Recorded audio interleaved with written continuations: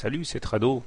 Belle séance aujourd'hui sur l'or, hein, puisque nous avons quand même perdu 2,7%, hein, ce qui est une prestation assez impressionnante de l'or, qui est capable donc de tous les excès dans un sens comme dans l'autre.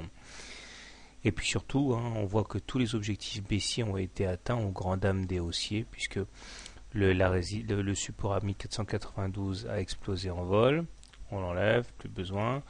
Nous avons également touché, explosé le bas du canal noir qui devient lui aussi du coup complètement caduc.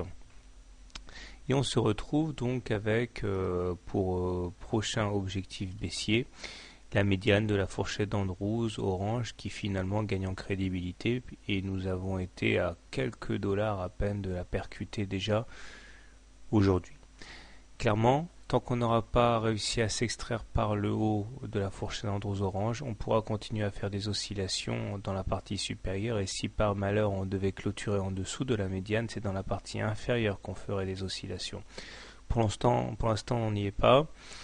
Nous avons des supports qui ont tenu aujourd'hui, au premier rang desquels, je vais zoomer pour que ce soit plus clair, les 61,8% de retracement de Fibonacci. Regardez, sur la dernière vague de hausse importante, on est passé donc de 1411 à 1576, et ça a été l'occasion donc d'une hausse assez impressionnante dont on vient de retracer 61,8%. Ce niveau est préservé pour l'instant, mais je crains plutôt qu'on aille visiter le niveau inférieur, les 76%, ce qui donnerait l'opportunité d'aller toucher, percuter et atteindre l'objectif du mouvement baissier en cours, à savoir la médiane de la fourchette d'Andrews.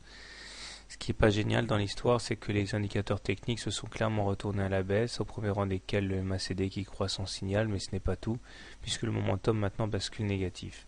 Si on ajoute à cela que le stochastique est sur des niveaux assez faibles sous son signal, on n'a pas vraiment de réconfort à attendre du côté des indicateurs. La seule chose qui plaide pour un petit peu d'optimisme, franchement, personnellement, pas trop, c'est que la moyenne mobile à 20 séances, bien qu'elle ait été perforée et en séance et en clôture, ne s'est pas encore retournée.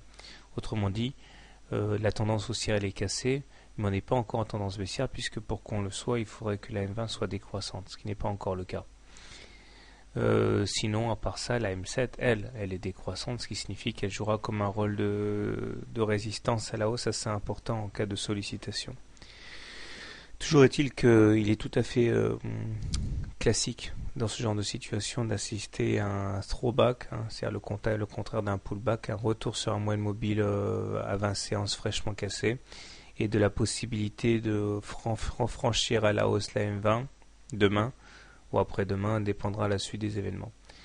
Alors, si vous êtes haussier sur l'or, naturellement, vous avez la possibilité de rentrer sur un niveau actuel, puisque nous avons un retracement de Fibonacci qui a été préservé. Les plus conservateurs attendront plutôt les 1454 par là, qui correspondent à la fois à la Bollinger inférieure, à la médiane de la fourchette d'Andrews, au niveau suivant de